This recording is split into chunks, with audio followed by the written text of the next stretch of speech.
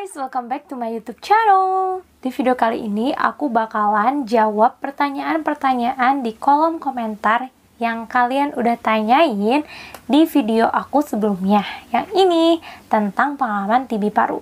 Jadi di video yang kemarin itu tentang pengalaman aku pribadi ya. Sebelum aku jawab, aku bakalan sedikit mengulas tentang TB paru itu kayak gimana dan efeknya. Kira-kira orang-orang yang kayak gimana sih yang bisa kena TB paru ini? Aku bakalan ngejelasinnya berdasarkan dengan jurnal yang udah aku baca ya guys.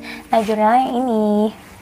Pertama yang perlu kita tahu bahwa TB paru itu disebabkan oleh bakteri yang namanya Mycobacterium tuberculosis. Nah, jadi si bakteri itu nempel nih di tubuh kita atau ya di paru-paru kita lah ya. Jadi kita kena namanya TB paru dan ini tuh ada yang aktif dan ada yang enggak. Nah, kalau yang aktif itu dia bisa nular guys. Nah, berdasarkan jurnal ini jadi ada dua teori yang udah bilang kalau misalnya jenis kelamin laki-laki itu lebih sering atau lebih rentan kena TB paru. Kenapa? Karena mungkin efek dari ngerokok, terus efek dari alkohol, dan efek yang sering keluar rumah. Jadi cowok itu rentan kena TB paru guys dibanding dari cewek. Tapi cewek juga nggak menutup kemungkinan dia kena TB paru. Nyatanya kan kayak aku gitu ya. Dan mungkin kalian yang nonton ini sebagai wanita lagi menderita TB paru. Nah, terus hasil penelitian yang kedua adalah dari segi rentan usia. Kategori usia, orang yang rentan kena TB paru adalah orang-orang yang produktif dari umur 15 tahun sampai 55 tahun. Waktu produktif ini kita sering berhubungan dengan orang lain, otomatis si bakteri itu bisa aja nular dari satu ke yang lainnya. Terus yang ketiga adalah dari kategori berat badan. Nah, berat badan berdasarkan penelitian di sini adalah berat badan dari 34 sampai 55 kg. Jadi, orang kurus itu cenderung lebih gampang kena TB paru, guys. Di sini juga ada penjelasan tentang lamanya pengobatan. Jadi banyak banget kan di komentar berapa lama sih pengobatannya. Nah, ini dia, guys. Jadi, di sini dijelasin kalau 2 bulan pertama itu namanya intensif pengobatan. Nah, 4 bulan selanjutnya adalah lanjutan pengobatan. Jadi kalau di total itu ada 6 bulan pengobatan atau 6 bulan yang dimana kita harus minum obat terus-terusan. Terus di sini juga dijelasin kalau 2 minggu pertama itu misalnya nih kalian punya TB paru aktif atau yang menularkan ke orang lain. Nah, selama 2 minggu ini kalau penanganannya dengan tepat dan kalian minum obat terus, selama 2 minggu ini kalian tidak akan menularkan lagi kepada orang lain. Jadi si bakterinya itu perlahan mati dan tidak akan menularkan kepada orang lain selama 2 minggu kalau kalian rajin minum obat. Oke, yang sering ditanyain lagi di kolom komentar adalah efek obatnya apa sih? Efek obat yang kita minum itu adalah obat OAT ya, atau obat anti tuberkulosis. Nah, di sini ditulisin kalau misalnya ada 80% orang yang mengalami efek samping dari OAT itu. Yang pertama ada urin yang merah atau pipis yang berwarna merah. Pasti kalian yang lagi TB paru sekarang dan lagi mengkonsumsi OAT itu pasti pipisnya warna merah. Terus yang kedua adalah mual. Terus lemas, pingin muntah, gangguan pencernaan, nyeri sendi, ada ngantuk, kesemutan, gatal pada kulit. Nah, biasanya rentan banget sama kulit. Waktu itu aku kulit aku tuh kayak hitam banget, kayak bener-bener nggak percaya gitu ya kalau misalnya dibilangin. Terus kalau aku pribadi sih iya bener urinnya berwarna merah sama sering ngantuk kayak gitu. Suka lemas juga. Jadi awalnya yang aku sering beraktivitas 100%, jadi aku kurangin jadi 70% aja. Mungkin 50%-nya kali ya. Jadi bener-bener kayak pinginnya ya udah deh tidur gitu karena ngantuk abis mengkonsumsi OAT ini. Well, sekarang aku akan menjawab pertanyaan teman-teman ya. Jadi buat kalian yang belum nonton video aku sebelumnya, ini video pengalaman TB paru aku yang bisa kalian tonton.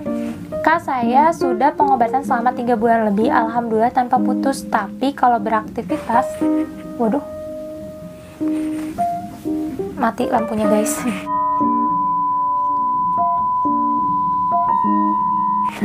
Gak apa-apa lah ya, masih bisa. Kak, saya sudah pengobatan selama 3 bulan lebih, alhamdulillah tanpa putus. Tapi kalau beraktivitas dikit udah ngos-ngosan mengatasinya gimana ya?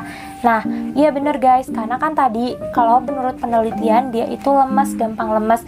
Ini dia kenapa orang yang punya penyakit TB paru ya sebisa mungkin kalian lebih banyak beristirahatnya dibanding ketika kalian belum pernah sakit ini gitu. Karena kayak ibaratnya kayak itu tuh teguran buat kita. Ini loh badan kita tuh kayak udah capek dibawa ke sana sini, sekarang pengennya istirahat. Kalian banyak-banyak istirahat dibanding kalian melakukan pekerjaan lainnya ya. Ada yang sama, aku udah berobat 6 bulan, udah gak batuk darah, tapi berapa bulan kemudian setelah habis minum obat masih terasa batuk dan sakit di dada, kadang juga sesak nafas. Nah, info buat kalian semua, ketika aku habis pengobatan 9 bulan itu, aku bener-bener pernah ngerasa sakit dada. Terus aku akhirnya mutusin buat cek ronsen lagi, cek darah lagi, dan ternyata alhamdulillahnya TB parunya udah nggak ada atau dikatain negatif, udah tidak ada TB paru. Jadi buat kalian yang ngerasa sakit dada atau sesak nafas, kalian bisa langsung pergi ke dokter buat cek ulang ya. Itu tuh jaraknya jangan sampai cuma 6 bulan, jadi mungkin setahun kemudian baru kalian cek lagi ya. Disedot gak kak? Ya waktu itu aku pernah sempat mau disedot tapi nggak jadi gara-gara si cairannya kurang atau kayak gimana gitu. Dia minum rifamycin berapa jam sebelum makan dan yang setelah makan berapa waktu itu. Jadi waktu itu aku punya 7 obat di 6 bulan pertama. Setelah 3 bulan terakhir itu aku cuma minum 2 obat. Nah, dan semua obatnya aku diminum sebelum makan, yaitu 1 jam atau 30 menit sebelum makan guys. Dan itu wajib rutin banget karena aku pingin sembuh, jadi aku gak mau ngelewatin itu dan gak mau ngulang lagi kayak pasien-pasien yang katanya kalau misalnya kita ngelewatin obat itu harus ulangi lagi guys. Pola hidup sehatnya sekarang kak gimana? Soalnya saya juga alumni TB paru, tapi 1 minggu lalu keluar darah lagi. Nah kalian mesti cek ya, haknya masih ada darahnya, kalian harus cek ke dokter. Kalau waktu itu aku belum pernah sampai batuk yang ada darahnya gitu, jadi kayak udah sesak langsung ke dokter dan udah tahu itu TB paru dan harus penanggulangannya langsung minum obat rajin, jangan pernah kelewat satupun. Ada nggak sih yang ngerasa sesek kayak enghap setiap hari padahal udah rutin minum obat? Ya pasti, sampai sekarang pun yang kita udah sembuh pun pasti ada ngerasa seseknya kalau misalnya udaranya agak lembab. I don't know why, mungkin itu nanti ada penelitiannya, cuman aku belum baca. Please jawab, obat setelah 6 bulan diperpanjang masih sama? Enggak, obatnya mungkin ya. Aku putus obat udah 6 bulan pengobatan tapi. Nah kalian pas udah 6 bulan harus cek lagi ke dokter dan bener-bener pastiin kalau dokter udah bilang udah stop ya, udah stop, kita ngerasa udah selesai tapi dokter bilang belum, kalian mesti wajib nurut dokter ya. TB paru yang membuat berat badan turun drastis, harus minum obat minimal 6 bulan. Belum lagi kalau minum obatnya ada efek sampingnya seperti mual dan pusing. Terus kalau buang air kecil suka berwarna merah. Iya betul banget ini. Sebenarnya pas udah minum obat itu kita jadi agak gendutan lagi kok kalau misalnya katanya kalau misalnya itu obatnya berhasil dan berfungsi di tubuh kita. Apakah pas masa pengobatan masih sesak? Iya masih lah, yang namanya diobatin ya. Efek samping obatnya terjadi berapa lama? Alhamdulillah sampai sekarang udah selesai. Jadi mungkin itu ada 6 bulan pertama pas kita minum, 3 bulan kemudian kita minum, terus 3 bulanannya lagi jadi setahun kali ya, udah nggak kerasa efeknya. TB paru bisa menular nggak? Ya kita udah jelasin ya tadi. Oke guys, mungkin itu aja yang bisa aku sampaikan di video kali ini. Semoga bermanfaat dan semoga kalian suka sama videonya. Buat kalian yang suka sama videonya, jangan lupa subscribe, like, and comment. See you, biar aku semangat bikin videonya. Dan kalian bisa tulis di komen bikin video apa ya buat selanjutnya.